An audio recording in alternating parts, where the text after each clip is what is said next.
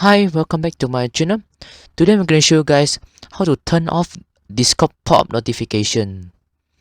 Okay, now we press the window here, go to the settings, and then here try notification.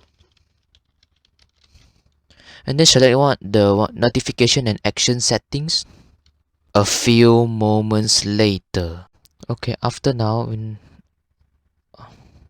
we can find our apps from here, and then we'll see this one called Discord, and then press this, select this, and then you'll see a thing called show notification banners. Turn off the tick.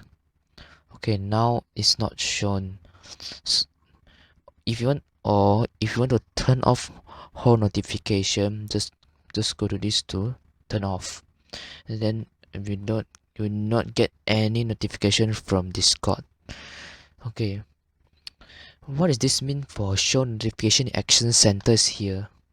You go to your taskbar and then press this, and then this called notification action centers.